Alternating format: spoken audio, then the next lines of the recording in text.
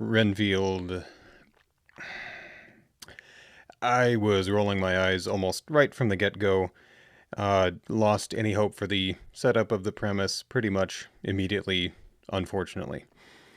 So based on the trailers, expected it to be not amazing, but hope for at least some entertainment value. And there, to be honest, it did start off with a few laughs. There was some fun to be had, but that quickly died off. Very clumsy opening scene, and like I mentioned in my previous review about the beginning of Dungeons and Dragons, and then referenced Thor Ragnarok, it just starts off with lazy exposition and some flashbacks which were somewhat artistic but underutilized, but just generally very lazy.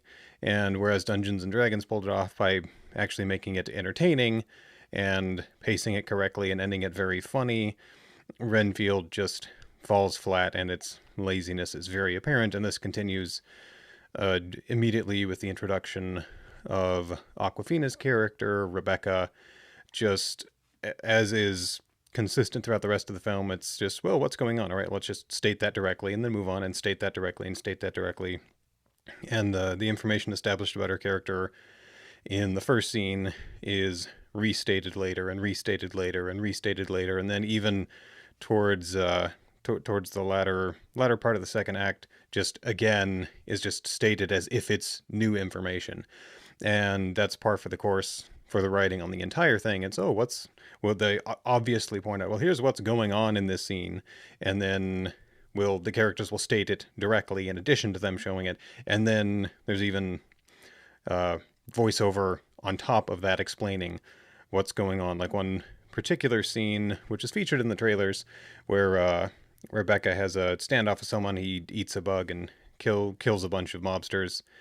And this, you can easily tell what's going on. They're very dramatic, with character of Renfield being in this abusive relationship that he's in. His efforts in that scenario are recognized by Rebecca and then the survivors of that, and they play up the, oh, he's getting validation that he doesn't get elsewhere, and then they just state that again in the voiceover. So just very eye-rolling, on the nose, not only scenes but dialogue, and then narration on top of that through Nicholas Holt's voiceover.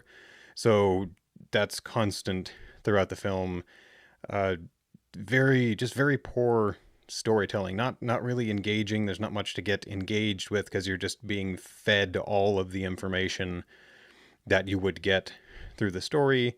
Things are very forced. A common comment I heard before was, it feels like two scripts that were shoved together: the Dracula script and then a cop and mob script that were just kind of forced together. And even between those two plot lines, there's really not even enough plot to fill the very short, in my opinion, 1.5 hour runtime. Stuff happens, but it's rarely engaging. The gag of Dracula being an abusive narcissist and Nicholas Holt being codependent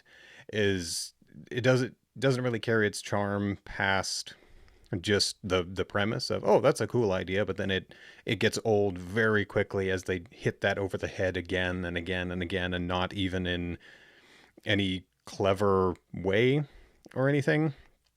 So it just ends up being tedious, and just scene after scene is that just not really any subtext to or subtlety or nuance or craft going on, just a beat by beat stating what is going on in a way that it loses its what very little charm it had to begin with. It loses that pretty quickly. And the writer Ryan Ridley, his history with Rick and Morty shows. So I have not watched Rick and Morty, but I have played through High on Life. He wasn't a writer on High on Life, but he was involved, or a writer on Rick and Morty, and then did additional voices in High on Life. So his influence from there definitely shows, which that kind of comedy can work, which in my understanding of it, I know that type of comedy, but at least for the game, and then believe for the show as well, just kind of just talking about the ridiculous things that are going on in the scene. I mean, that can work. It doesn't always, and it really does not work here. And then just a comment about the director. I weirdly, his first big theatrical debut, he did a lot of work on, if I remember correctly, he was a director on a bunch of episodes of Robot Chicken show. I also have not seen, and just didn't really care for the little bits I have seen here and there. I his first big theatrical outing was Lego Batman, uh, the sequel to the Lego movie, and I did not care. Well, Lego movie I liked right up until the end. I thought they'd completely ruined any rewatchability for that movie, hence I've only seen it once. But Lego Batman I loved, saw it twice in theaters, and it's one of my favorite comedies. Haven't seen it in a while, so perhaps my perspective will change if I rewatch it. But between this film, Renfield, and the Tomorrow War, it's my opinion that Chris McKay just flat out cannot do live action. I know there's a writer involved, but it kind of feels like in both Renfield and the Tomorrow War, there wasn't much of a script. So much is forced. So much does not make sense at all. Just dumb decisions, really on the nose dialogue, things that were just like, well, they're trying to cause this to happen. And I mean, every film does that. They just seem to pick very, I mean, it's not believable whatsoever. You have characters blurting out things that just like, where did that come from? I have no, that makes no sense with who this character is, and is obviously something that's just forced to cause more things to happen because they need a certain character to get certain information, or they need something to happen. So just not a fan of Chris McKay's live action offerings whatsoever. Hugely disappointed in Renfield, but was outright furious at the Tomorrow War. Not that I expected that one to be great. Just scrolling through Facebook Watch, and I saw a clip of it, and I thought by how I came to it, I was like, oh, the aliens look cool. I guess I'll check that one out. And I was aware of it, but when it didn't review too well after being released, didn't check it out. But then, to my regret, checked it out. And yeah, both productions felt rushed. Feels like a bigger budget on the Tomorrow War. Not sure exactly what the budget was on that, but Renfield's budget was between 80 and 90 million, at least what they posted. It felt very cheap, very rushed. I mean, just contrasted to the most recent Hellboy.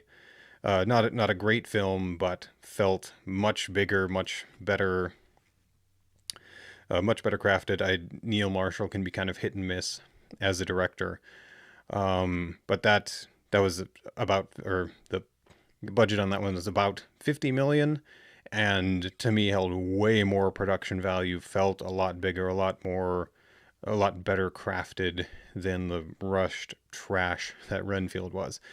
Just Chris McKay's coverage of scenes is really disjointed, and which you can tell from the poor editing in both films, but most noticeable in Renfield.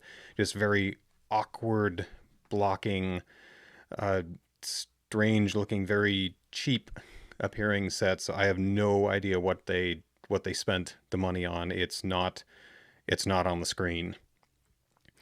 So yeah, overall, very, very disappointing. Yeah, I've had two positive reviews on this channel, so it's nice to get a negative one.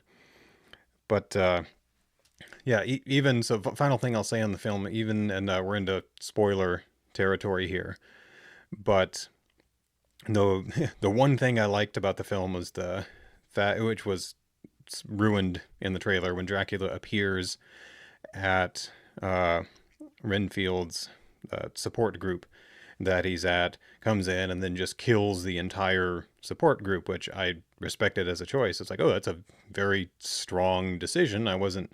It was heavily implicit in the trailer, but I didn't necessarily expect them to do that. And it's like, okay, that was a very strong consequence for this codependent person trying to get out of a relationship with a narcissist. But then they ruin that by bringing everybody back, because once they vanquish Dracula, they take his blood and heal everybody that died. So the one thing I did respect, the one choice I did respect in the film, they just undid at the end. And yeah, that that ruined it. Well, just ruined that one thing that I like. But yeah, Aquafina's character is incredibly bland, incredibly shallow, very typical. They're a overachieving cop that wants to take down the mob, but they're stuck checking for DUIs. And she has a sister in there. No chemistry whatsoever with the actress. They do not appear to be not appear to be sisters at all. No rapport there at all.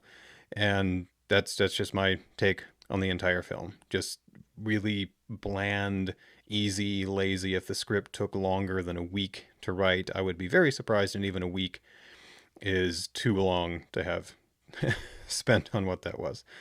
So I'll wrap this up, and yeah, did not care for it whatsoever.